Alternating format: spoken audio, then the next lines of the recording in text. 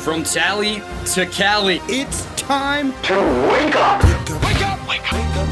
Warchant.com is your ultimate Seminole sports source. And this is Wake Up Warchant, presented by Corner Pocket Bar and Grill. One ball, corner pocket. Now here's Warchant.com's Aslan Hutchavandi And Corey Clark.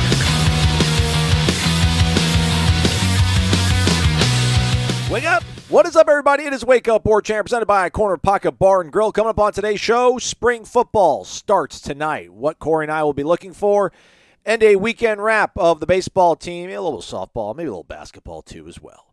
Wake Up Warchant, presented by the Corner Pocket Bar and Grill. CPTallybar.com is the website. You can always pull out your phone, hit that QR code on your screen, takes you right to the website. You can check out the menu as well as the social calendar. Monday's lunch special, 11 a.m. to 3 p.m., only $8.99. It's usually $11.99 for the half-pound Black Angus burger, but you go grab it during the lunch hours from an 11 a.m. to 3 p.m., $8.99. And you get a side dish, straight fries, curly fries, onion rings, potato salad, broccoli, side salad, tater tots, or freshly cooked potato chips.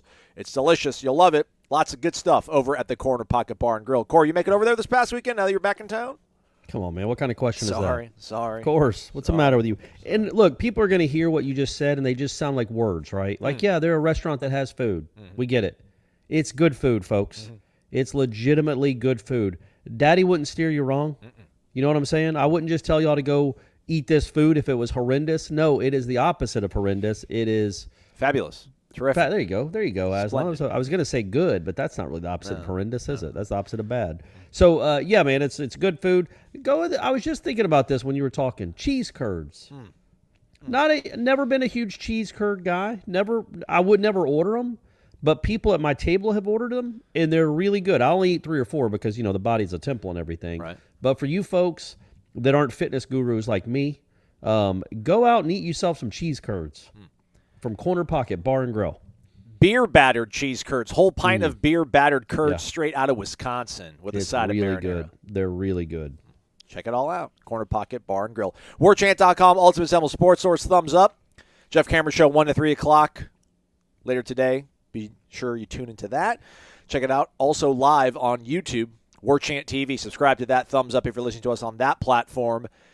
And a 5-star rating review, please. And subscribe to warchant.com. Get all the premium insight for now up until September 1st for $29.99. Recruiting wrap-ups, recruiting insight, observations from practice. We'll give you some during the shows, but Corey, Ira, Tom will be just cranking out everything. Comprehensive. They'll be aggregating observations from all of us that are out there and putting into like this massive thread, this massive story that only our subscribers can read.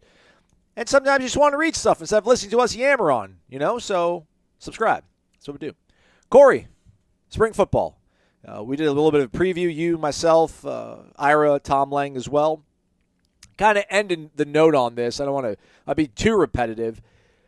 It just felt like for however long we've been going out there watching practice, which we're obviously so thankful to be able to do. No one else really is allowed to do what we do. We're living the dream. Who's got better than us? Nobody. How are you going to grade them? How are you? What kind of energy are you going to bring to the show tomorrow after you've watched the practice now? Is it just going to be like, all right, man, like, they look good still, cool, or, is it going to be kind of a different grading scale you're using? How much more discerning will your eye be as we're looking at a team some of us are hoping that might be able to sneak into the playoff? Or, let's start with Charlotte. Yeah, I'll be honest with you. If you're talking specifically about Monday, like today, like later today, nothing. I'm not. Number one, they're not in pads, and it's the first day, so I'm not going to make drastic declarations. I know that's what I do, but I'm not going to be hyperbolic, and I'm not going to make drastic declarations based on one day, good or bad. I bet you will. I bet you will. Maybe. I mean, I might see Jaheim Bell and be like, that's going to play. Yeah, that'll look good. Yeah. But as far as the overall what this team can be, I just can't foresee thinking any better or any worse than what I already think based on what happens really this whole week. Monday and Wednesday. I think he said Monday and Wednesday are non-pads. Correct. And then Friday is padded, and then they take a week off from spring break. I really think, and I want to get your opinion on this, I think maybe by the 3rd week of spring is when we'll really know, okay, this is where a strength is. This is where they need some help. Portal, where are you? This is I think this guy is going to make a jump, or this guy is going to be a huge contributor, this newcomer. Don't you think we'll know for sure? Like Jaheim Bell, sure, I guess that's obvious. Byers probably is obvious. But other guys, don't you think that's when we'll know? Like 3 weeks in, a couple of weeks in pads in is when we'll have a real firm grasp on who's going to really contribute or who's going to be a difference maker. Yeah, that sounds about right. I mean, at that point, it's a trend, right? I mean, it won't be like a kind of a flash in the pan day. So at that point, we'll be able to make some sort of broader generalizations of what this team can be. But how much of it, though, you think is going to be offense, defense, is defense ahead of the offense, and how we're going to kind of process all that? Because, again, this quarterback is back. The secondary has to replace Jamie Robinson. The receivers should be so much more improved. That's kind of where I know we're going to talk so much about what's going on in the trenches, but I'm just curious to see how we're going to process seeing this offense, passing-wise, go up against the secondary, and whether it's going to be one of these things where it's, watch out, these are really good receivers, a really good quarterback, or will it be, all right, well, maybe the secondary is going to be a problem, et cetera, things like that. I mean, is there a certain matchup you think before we get to week 3 that will maybe draw some focus into determining at least which one segment will be stronger than the other that they're matching up against? No, not really. Next question. Okay. I'll Tyler try to Keltner. elaborate. No, I mean, I'm trying to figure out ways to talk about spring football that I haven't seen in practice yet. It's fine.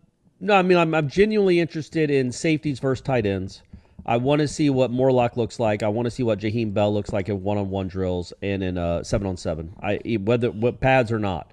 I just want to see the fluidity, what he adds to the offense, the element those two new tight ends add to the offense.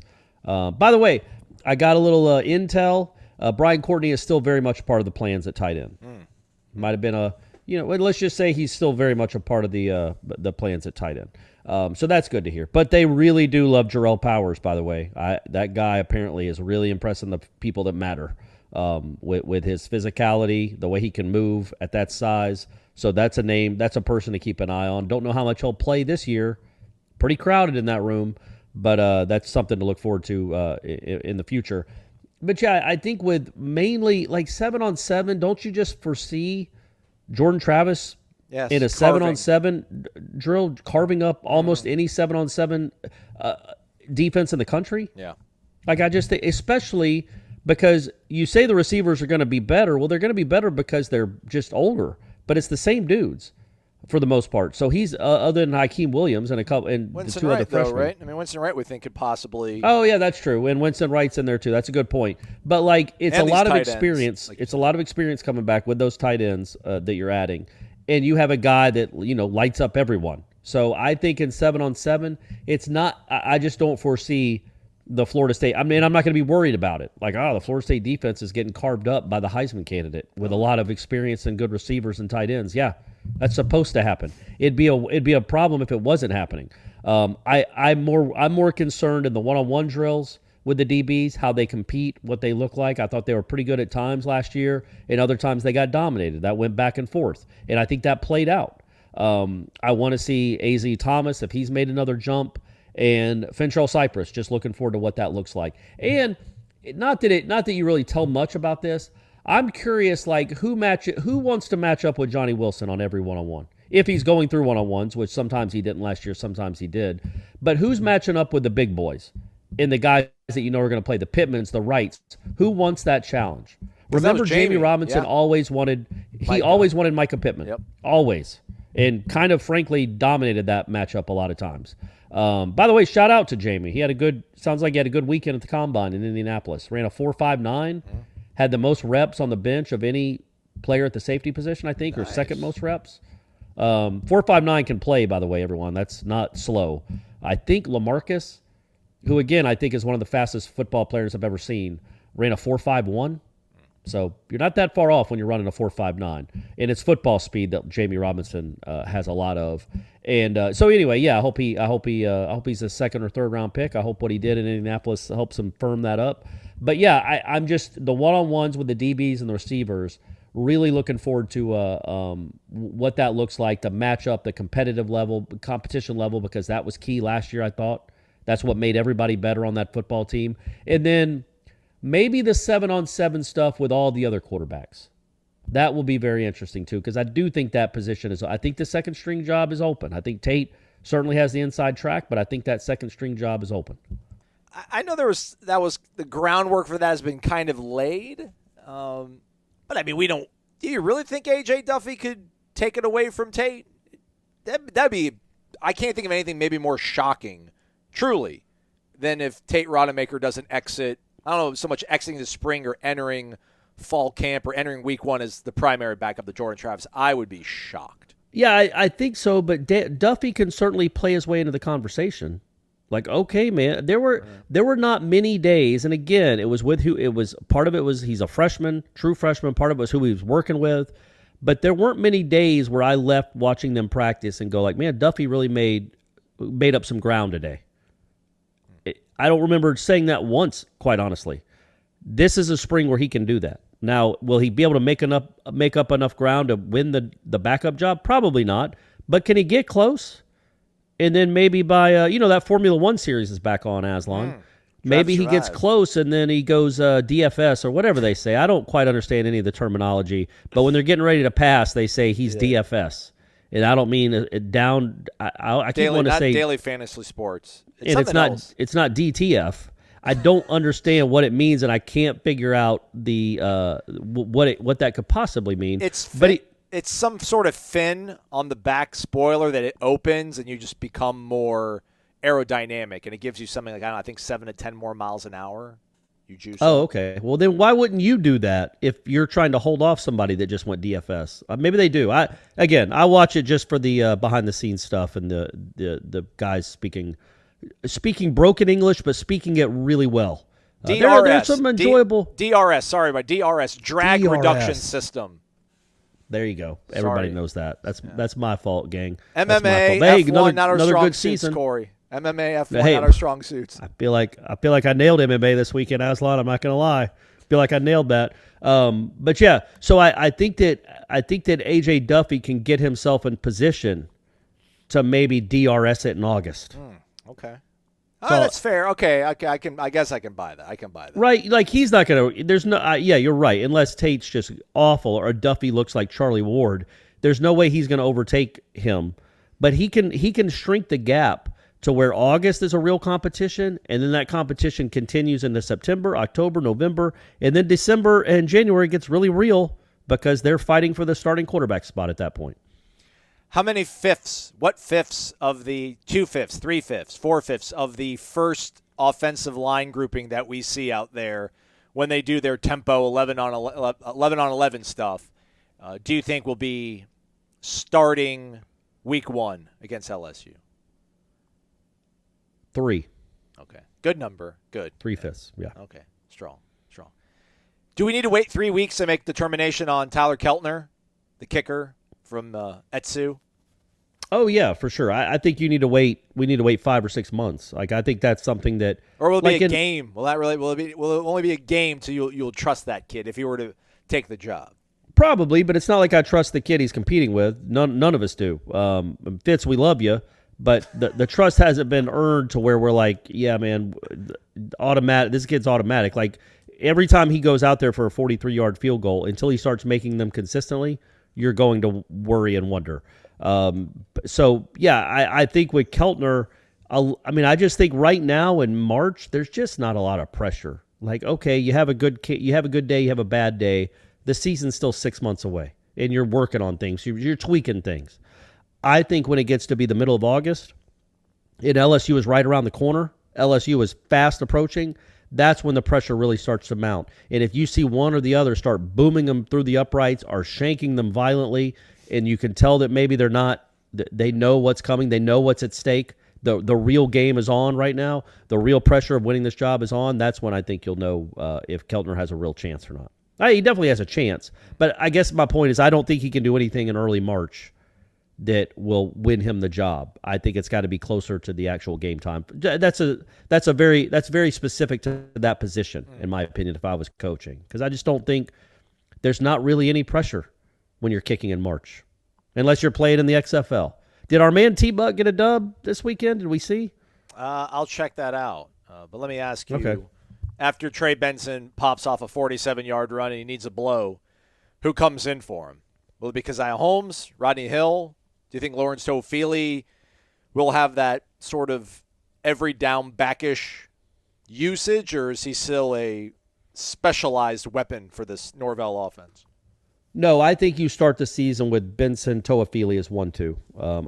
I think David Johnson, talking to him on Friday, we got to meet and talk with all the coaches on Friday. Another really fun hour getting to do that. That's another thing that not many other media beats get to do around this country. So that we're again appreciative of that. Talking to David Johnson, he had a lot of very positive things to say about Toafili, like almost like don't sleep on him. He's gotten bigger. He ran more physical last year at times. He's gotten bigger. He's crushed it in the weight room now for a year and a half. He's figured out how important that is. And I think David Johnson really does feel that that Toafili has a chance to be a real, and he's been a real contributor. But he had like 300 something yards receiving last year. Like that's a great weapon. But it wasn't like you're throwing it to him in the flat the whole game. Like he was a real running back too. I think he had 400 something yards rushing as well. Like he's kind of a dual threat guy back there, and I think they just want to use that even more. I did think it was interesting when Johnson was talking about Trey Benson, though. He said that, watching he cut up a lot of runs to show Trey Benson what he was doing wrong, like after the season, probably during the season as well. But he's like, look, you finished whatever you finished, 20 yards short of 1,000. Here's a run that you cost yourself yards. Here's a run where you cost yourself yards because you're tiptoeing and you're not trusting your speed and you're not trusting your physicality and you're not running through that person. Like basically, and there was some stuff that I had said earlier in the year that he kind of didn't, he was tiptoeing a little bit and wasn't hitting the hole as hard as maybe he should. You're trying to bust it out wide sometimes, too early. Or maybe not continuing to go wide because he didn't trust his speed and cutting back into a tackler. That happened too. But, he basically, David Johnson was like, look, I showed him all these cut-ups, and I said, you cost yourself 300 to 400 yards last year with these mistakes, and you finished 20 yards short of 1,000. So basically his point being, as good as you were last year, and Trey Benson was very good, you still have a lot of room to grow. And that all Florida State fans should want to hear that. Number one, that Benson isn't a finished product, which he shouldn't be. He's had, 200 carries in his college career, maybe not even that much. But also that, they're not just – the coaches and the players aren't just resting on laurels of, yeah, man, you ran for 982 yards last year. You're awesome. Don't change a thing.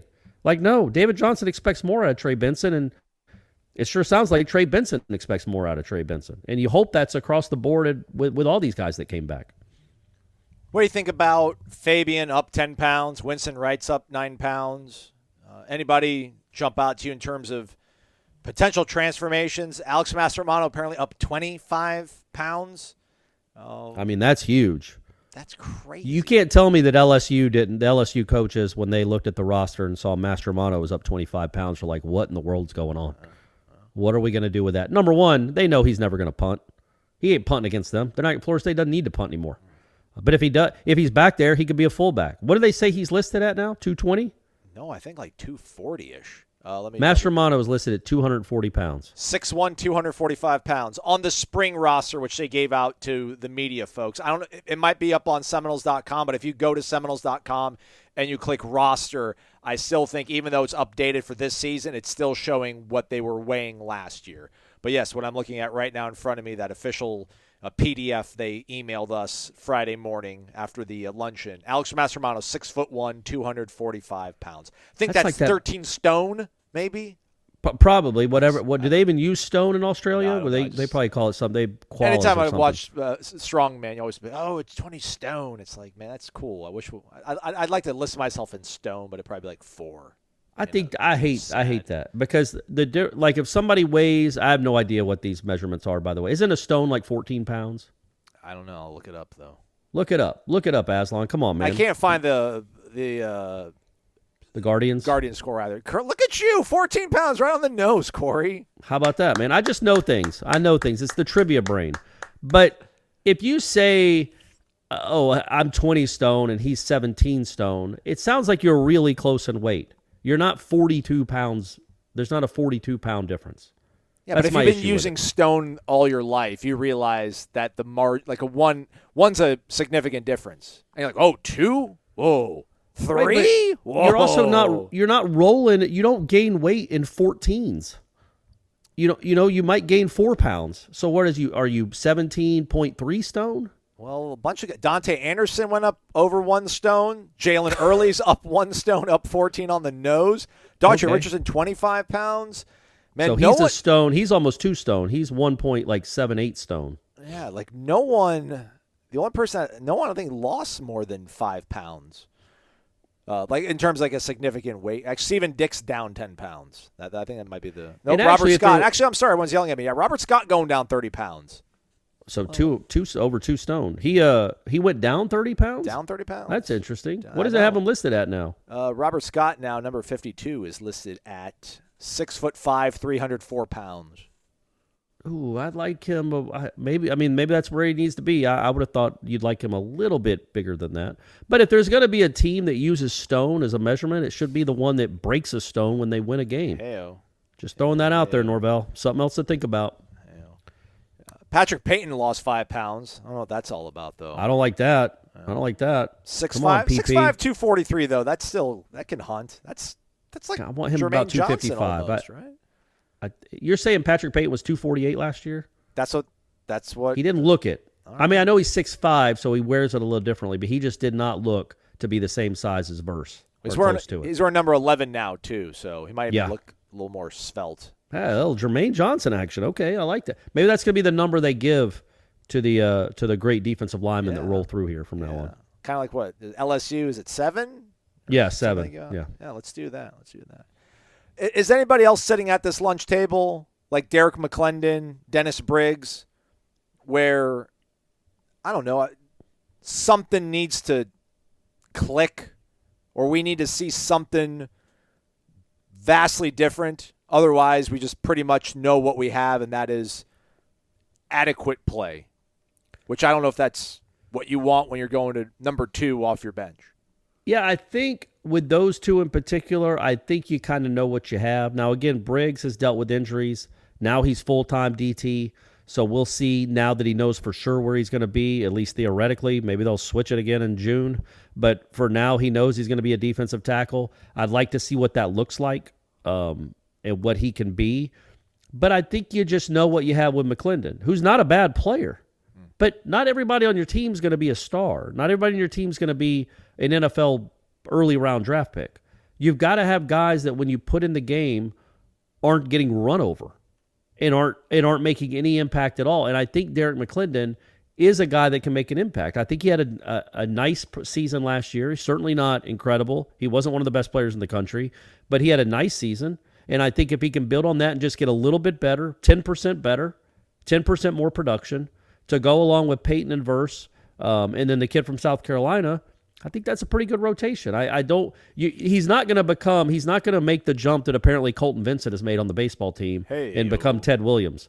He's not going to go from that to that, but he can be a solid starter-ish player on a good defense. I think that's what McClendon could be. The star is on the other side, but they're not all going to be Jared Verse, and they're not all going to be Patrick Payton.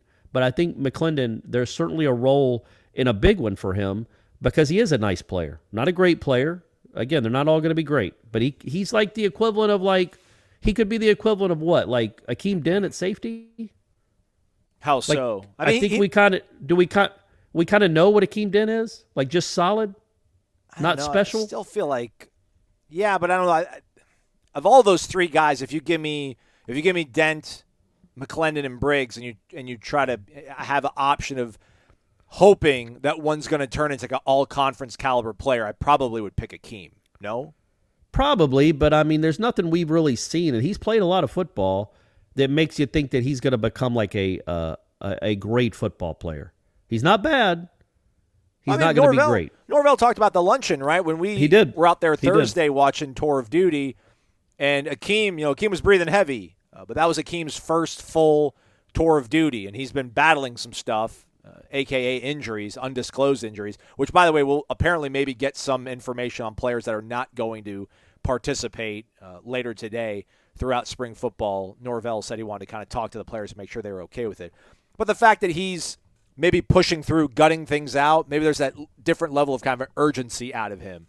Not to say that Briggs and McClendon don't have that, but that was Right. something good to hear about because it felt like Norvell really went out of his way to point that out and spent a good amount of time kind of underscoring that little bit anecdotal evidence. Well, yeah, and he liked the fact that Akeem Dent, I think what he was trying to say is that it was the last tour of duty. Akeem Dent had missed all the other ones because of, the I guess the injury. But he made a point to go out there on the last one, which it sounds like they wouldn't have blamed him or if he hadn't have made it. If he just said, look, I'm still not 100%, I'm not going to do it. He loved that Akeem Dent made a point, at least one time, to go out and do the tour of duty and complete it. Like to go through it, not to pull up, not to say I'm not doing it. I can only do a little bit. He went through the whole thing. And I think it's more about what that's that their says. hardest, and that's their hardest work Yes. day too, Norvell. He said that's the hardest tour of duty they have is the last one. They build up to it. So Akeem Dent to make a point after missing all the other ones to come out on that last one and go through it.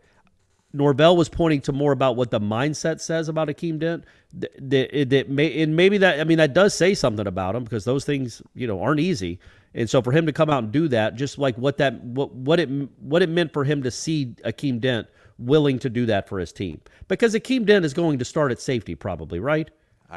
Yes. He didn't have probably, and he didn't have to. He doesn't have to go do a tour of duty if he's got a nagging thing to prove to his coaches that he's invested or he's the guy that needs to play because he's played so much already. He went and did it because it was the right thing to do. And again, that's as Norvell said, that's about the culture that they're trying to build. And Akeem Dent is one of those culture builders or culture holders, I guess. Yeah, Derek McClendon graded out at 60. He graded out at 56 in 2020. Then he moved up to 65. This is PFF, and then last year he graded out at 67. So yeah, if he move up marginally, go to 70, that'll be good. And hopefully Akeem and right. Like we're not expecting him to make a jump from like DeMarcus Walker's sophomore to junior year. Right. I think that ship has sailed, right? Like I think we know what Derek McClendon is, and what he is a solid defensive end at this level. He's not going to wow you, but he is solid, and there's something to be said for solid.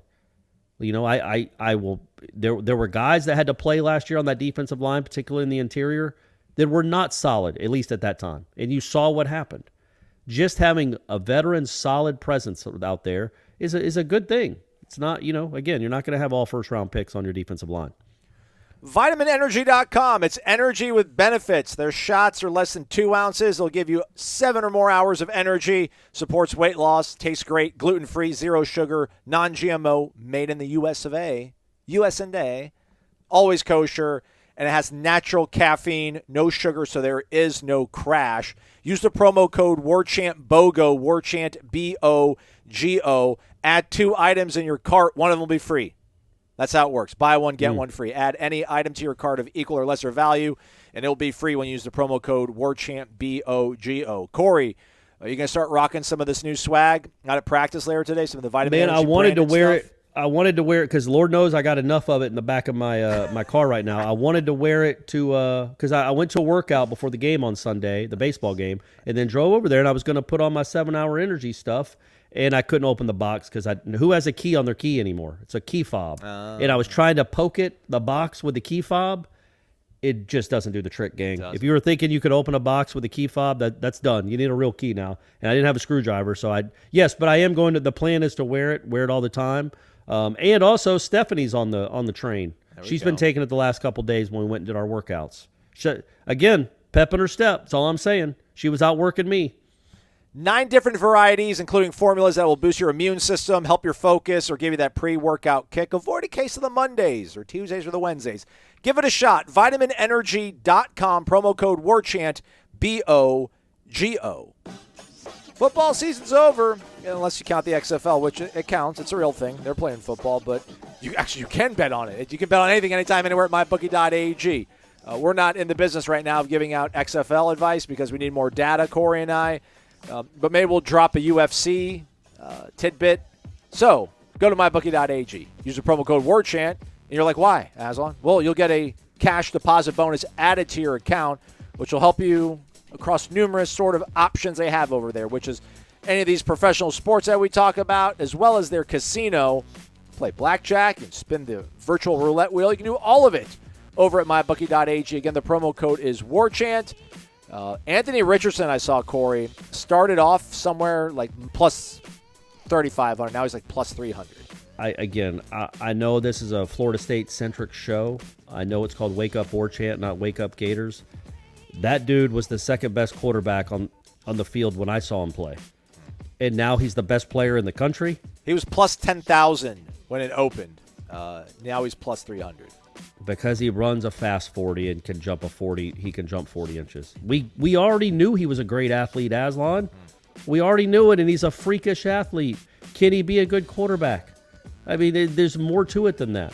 But, hey, I would not bet on that. I would think that would be crazy to take that kid number 1 overall. He lost to Vanderbilt. But it's fine. He threw for 400 yards in that game. Wasn't Anthony Richardson's fault, I guess. But, again, he wasn't as good as Jordan Travis in college. And now he's going to be potentially a top 5, maybe the number 1 overall pick. By the way, I don't usually pat myself on the back for my picks in this, but I crushed the UFC reasoning, didn't I? Just saying. I'm just saying. And I don't ever read the YouTube comments, but you did tweet me that one or text me that one that said it made the person cringe when we talk about UFC as if I didn't say during it. I don't know anything about this, but the thought being if this guy hasn't fought in 3 years and is the heavy favorite over someone else, then I feel like it's probably not. All I said was it was going to go under 4.5 rounds. You did. And Aslan, did it, or did it go the distance, Aslan? It didn't even make it 4 minutes, Corey. Didn't make it 4 minutes. I think I made a lot of people a lot of money. I hope during football season you lost everything. I hope you made it back. MyBookie.ag. Use that promo code Warchant. Corey, you spent the bulk of your week over at Dick Howser Stadium watching the Noles. I did. Didn't work out in their favor. They dropped the series against Florida Gulf Coast. Were able to salvage things on Sunday with just an absolute laser show out there at Howser. What was the final score on that? 14-8, I think, on Sunday. 14-8, yeah. So I guess pitching is obviously what everyone's want to come to here, and I know it's all about winning. I'm the guy that holds people's feet to the fire about winning. I don't care how it looks. I want to win. Baseball's a little bit different. It is so early in the season. There is so much room to grow. I mean, we can sit here and gnash our teeth again about the pitching. Link Jarrett called it razor thin, the bullpen that he has to work with on Saturday after that game. But holy smokes, I was talking to Ira about this. They've played a fairly similar schedule maybe, or maybe they played TCU later in the year last year. But anyhow, through this before Sunday's game, actually even during Saturday, so I didn't even count Saturday's game, last year to this year, through like the first 10 games or whatever of the season, Florida State last year averaged like 5.3 runs per game. And after Friday night, they were averaging 9.4, I think. And now they're certainly above that. I like that a lot. I'm going to cling to that. I think that's extremely encouraging for this team, the way they're swinging the bats right now. Are you looking at it that way, or are you scratching your head and thinking there's no way they can navigate 2.5, 3 more months with whatever arms they do or don't have? I think I wrote about it. You can read it on. I wrote a column about the series that's on Warchant that you can read about, which you'll hear some of it right now. My thoughts on it, but like you don't. Who do you feel good about? Like really good in the on the pitching staff, because you have Crowell, who's one of the best in the country, legitimately. So in the 5 games he's pitched, they're 5-0. In the 6 games he hasn't pitched, they're 3-3. In the past 2 weekends, they're 2-0 in games he pitched, 1-3 in games he didn't. Now, those are by far the 2 best teams they've played, and that's what they're going to see more in the ACC is teams like TCU, teams like Florida Gulf Coast, who, by the way, can swing it. Yes. I didn't realize. I mean, I kept hearing that they were a veteran lineup, and I'm like, all right, man, they have a bunch of juniors and seniors. It's fine. Quit using that as an excuse. It's more than that. They have 4 23-year-olds in their starting lineup and another kid that's 24 and going to be 25 in June. And they're like the number 3 hitter is 24, the number 4 hitter is 23. I mean that is really, really old. Like and I wrote in the column, that's like double-A old. Like that's about the average probably starting lineup of a double-A team in the minors. So, and they're good. It's not just because you're old, you're good. I mean, they're good anyway, and they're old and experienced. That was a tough matchup for the Florida State pitchers and the Florida State pitching staff, a young staff. Very tough. The only two that did anything at all against them really was Wyatt Crowell, which is not a surprise. He saved that game for him on Sunday. It was 10-7 after the second inning. And then it was 10-7 in the eighth inning. Good work, Wyatt. They literally, for the first, what did that be, 20 innings of the series, they had scored 27 runs and hit 10 home runs. It was a laser show, like you said, just crushing balls in the parking lot, hitting cars. So Crowell did what he was supposed to do. He's just electric. He's great. But Doug Kirkland was good over the weekend. He came in and it wasn't a save because it was 14-7 we came in. He did walk in a run. Hey, it happens. But he struck out the side in the ninth. He pitched 4 innings, didn't give up a run. He's the only one that can say that. He's the only one that can say that pitched, that didn't give up an earned run for the whole series. But it's almost like I don't know what to make of it because of what the opponent was. Like, that Florida Gulf Coast team is no joke, man. They should be ranked. So how do you know how to make it out of it? That's a real legitimate team they played. I figured that'd be a really good barometer. Yeah, I think the thing that bothers you is Friday night you had the worst base running mistake that maybe I've seen at Florida State, and I've seen them all, by Nander DeSadas on Friday night that killed a rally and probably, it was one of the main reasons they didn't win that game. Just a horrible base running mistake. They made a few more other just inexplicable base running blunders. It's the stuff I see on Brady's freshman team, high school team. Sorry, just it doesn't make sense. Like, why are you running on a bunt pop up to the pitcher? Why are you doing that? Or why are you not tagging there? Or why are you just a lot of crazy stuff that happened? And then they fielded not good at all on Saturday. Now, Florida Gulf Coast was worse. They had 5 errors and really had 6, but they were given 5. Florida State had 3 errors, but it should have been 4, and they were critical errors. You played Titan Kamaka on Saturday because of Nander's foul up on Friday night. Plus, Kamaka is not a bad player, and Nander went 0 in that Friday night game. So you give Kamaka a chance at second base. Bases loaded in a 3-3 game with 2 outs. Routine ground ball hit right to him. He boots it. They score a run on that play. They score 2 more runs the rest of the inning, and you lost by 1. So that error cost you 3 runs, and you lost by 1. Carry-on had a bad throw on a double play to first. They could have gotten him out of the inning. Cam Smith dropped a ground ball. They should have at least been a force out. Like, they gave a great offense 4 or 5 runs. And so 10 runs that they scored wasn't enough. That's the kind of stuff that I still worry about because that's the kind of stuff that, frankly, has been plaguing this program for a long time. I think the pitching is thin. I don't think they're going to have – they don't have a ton of great answers right now. You just got to ride out Baumeister and Montgomery and hope they pitch better when they're not facing the 98 Yankees. And just chalk it up to, man, Florida Gulf Coast, what are you going to do? The oldest team in college sports history. They shelled you. They should be in AA. Sorry, gang.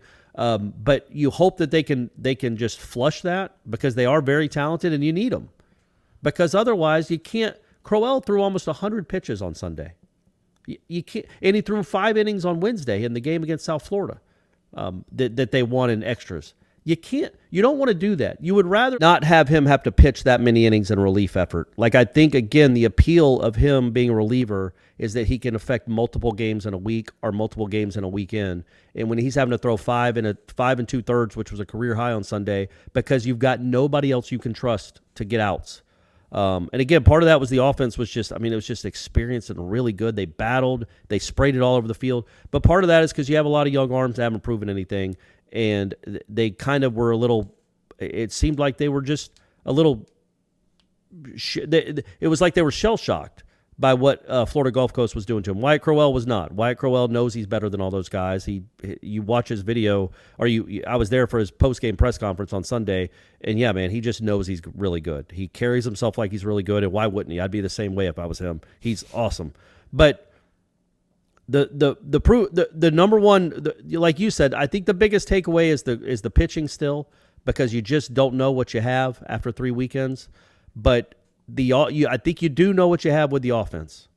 And that's, to your point, when you're averaging 9.5 runs per game, you're going to win a lot more than you lose.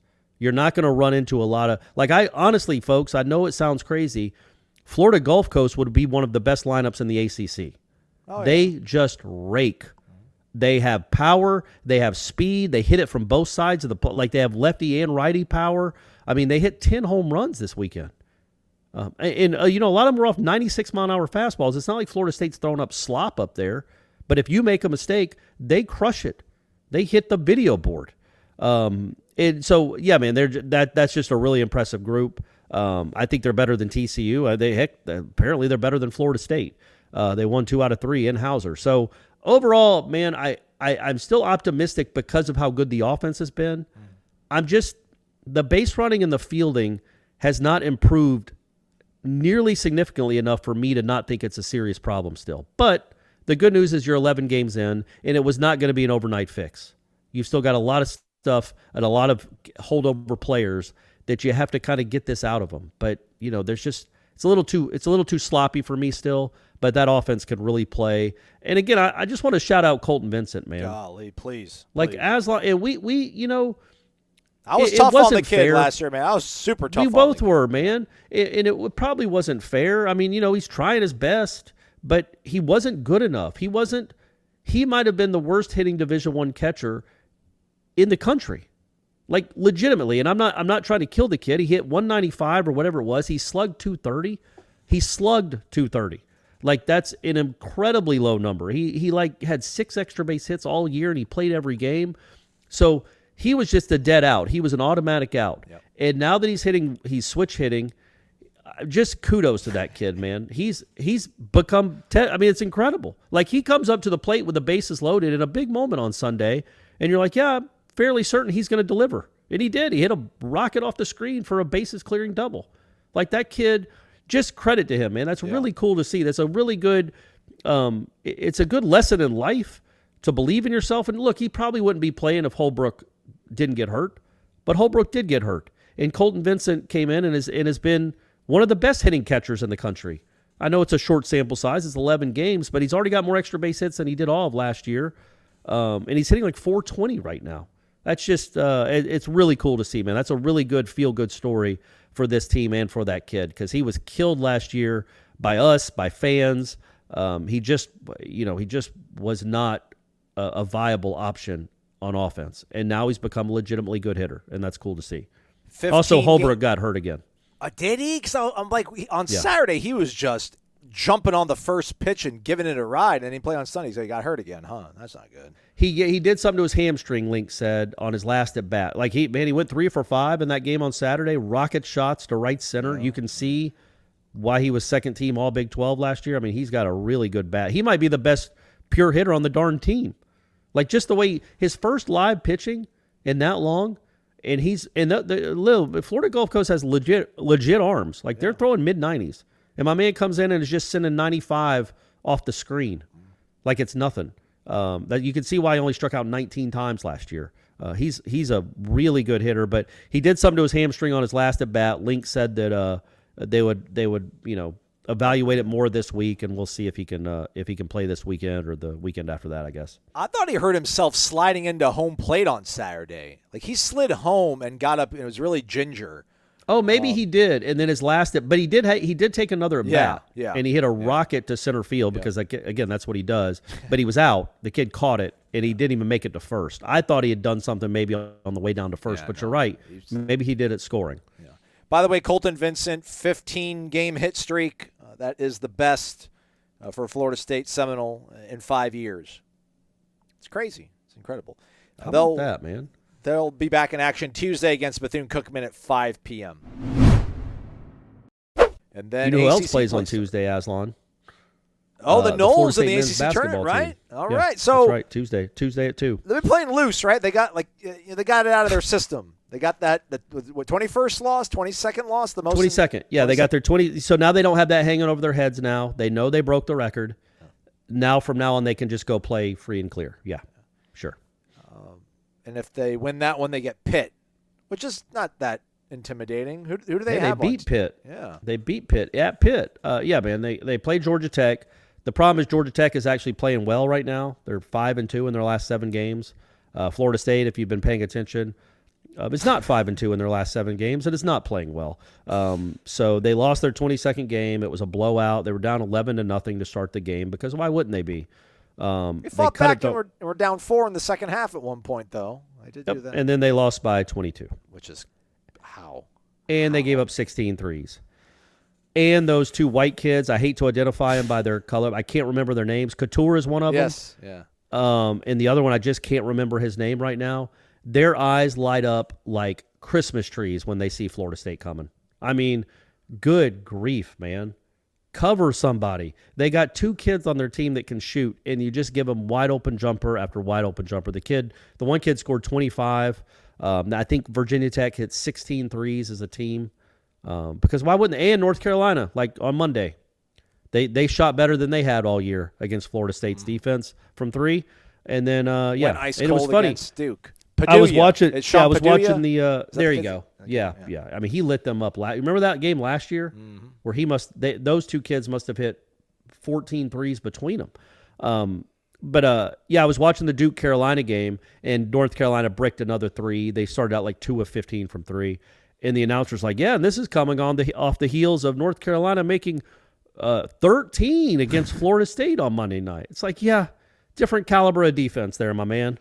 Duke, for some reason, isn't just letting guys shoot wide open threes, but Florida State did. So anyway, the regular season is mercifully over, the worst team in school history, and they probably have one more game left in the season. Maybe they can beat Georgia Tech. But anyway, they broke the record. They're going to finish the season with 23 losses. The only question is, will they get to double-digit wins? Because right now they're at 9. Oh, man. By the way, Padilla, or is that his last name? Yeah, Padula. Last year, season high for 3 points made in a game was 6 against Florida State. This year, his season high, 6 against Florida State.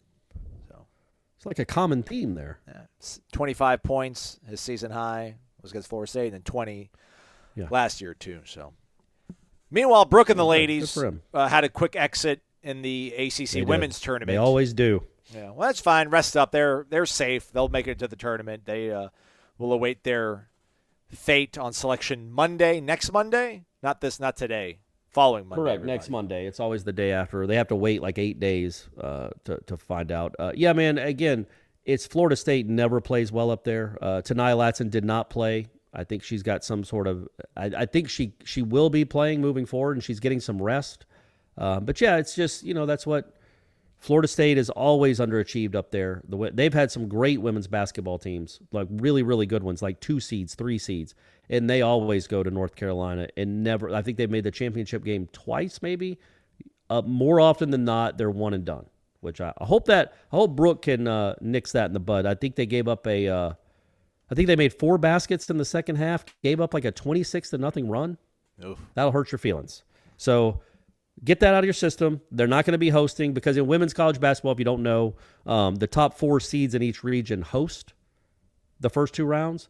So Florida State obviously is not going to do that now that they lost that game. They probably might have been out of it anyway, but losing that first round game definitely meant they weren't going to be hosting. So they'll be on the road somewhere, probably as like an 8 or a 9, 7 or 10.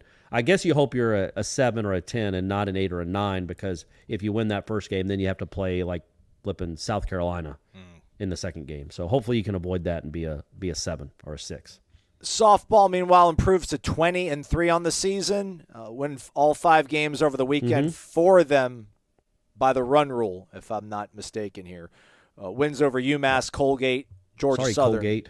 Yeah, so the Dugout Club Classic. Next we were actually at Yeah, my bad. We were actually at the corner pocket, and the local news was on, Aslan, because I guess the NBA game had just ended, and they were showing highlights of the Florida State Colgate game, the softball game.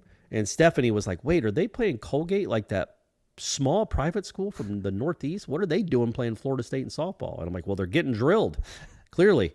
But I'm like, it's fun for those girls from Colgate to get to come down and play in a venue like that in front of a crowd like that. But it probably wasn't fun watching all those balls sail over the fence. I think Michaela Edenfield had a grand slam, if I'm not mistaken. Next up, that was cool. I saw the highlight of that, and I don't know who the runner at second was, but when she hit it to center field, it probably went 40 feet over the fence. The runner on second, and again, this is Colgate, and it's a game they're already leading by a lot against a team that's clearly overmatched. The runner on second, just didn't even turn around, just put both their hands in the air and started jumping and running, which I think part of that is because they all like each other, but part of that is they need her to get going. Like, she needs to be a force. They need her to be the bat that she can be because she has not had a great start to the season. Neither is Devin Flaherty, but Flaherty's going to hit. She's just solid. She had a good weekend too. It's just a matter of time before she hits. But for this team to be the offensive juggernaut it should be, you really want Edenfield to start hitting like she can. And by the way, I got a question for you. I want to run something by you. Their best hitter this year is the girl Katie Dack. Okay. You know her? So sure. she's the transfer, I think, from A&M. Mm-hmm. Yeah, but she hit a home run. I think she leads the team in home runs and RBIs. What about Big Dak Energy as a nickname? Or yes. is that too... No. Sold. Can you say that? Like the Noles Yes. have Big Dak Energy? Yes. Or she's got Big Dak Energy? Yes. Okay. Yes. All right. Yes. I hesitated a little. I almost tweeted it, and I'm like, nah, I don't know if that's the right thing to do. I don't know if I want a screenshot of that if it's offensive. But I don't think it's offensive. And instead, I just said it for all you fine people instead of tweeting it. Well, you put it out there into the ecosystem of Florida State social, so somebody will pick it up and it'll be laundered. Yeah. And it doesn't matter if you get credit for it or not. Just it needs to be out there and recognized. So thank you That's for bringing fine. that, Corey. Appreciate Well, it. I also want Florida Gulf Coast. I want their base. I tried to do this on Sunday. I want the Florida Gulf Coast baseball team to be known as Dong City. Like their basketball team was Dunk City. I want their baseball team, because all they do is hit 500-foot dongs, I want them to be called Dong City. I think that could really take off if they get to the Super Regional. If they get into the postseason and make some noise, and everybody's like, gotta get home. 5 p.m. Dong City's coming on. Just throwing that out there too. This is what I do. I don't even want to write or talk about sports. I just want to come up with goofy nicknames. Katie Dack wears 77. She already has 7 dongs on the year, batting .426. 19 ribbies. Dare I say she's got some Big Dak energy. Yeah. I mean, right? if the shoe fits. What's she slugging? If the shoe fits. 907. Right. Robust. What's she slugging? What's her she's really good, man. That's been a nice addition. Nice addition there, Lonnie. Yeah. Next up for the Lady Seminoles, or rather the softball team, I apologize. The Cowgirls. They'll actually be spending their spring break out in the Okie State. They've got Oklahoma State and Stillwater Friday, Saturday, Sunday. They're going to hang around and then dance with Oklahoma next Tuesday with Patty Gazzo and the gals. So enjoy. All right. Okay. Oklahoma will be cool. Maybe catch a Thunder game. I was going to say it's not a lot. That's not really a spring break capital. Not a lot of people go there for spring break, but I'm sure they'll figure out a way to have a good time. Yeah. And the competition level just rose up a few ticks. Yeah. All right, that's a wrap for us. We'll be back tomorrow. Correct. Tuesday. Full observations. Maybe we'll even have Corey do something hyperbolic and make some really big, broad generalizations, even after seeing them only in shorts. I'll try, everybody. I'll try. Stay connected, though, to warchant.com. We'll have all sorts of content going up on the website. I'm sure we'll have a stand-up, wrapping things up from day one. And then Tuesday morning, or rather Tuesday afternoon, after we're done, you'll hear from the Jeff Cameron Show. Jeff Cameron will set the table for us heading into spring football today, 1 to 3 o'clock. Again, 93.3 FM, as well as Warchant TV. Warchant.com, everybody. Subscribe. Time is now. Do it. For Corey, I am Aslan. Thank you for listening to Wake Up Warchant, presented by the Corner Pocket Bar and Grill.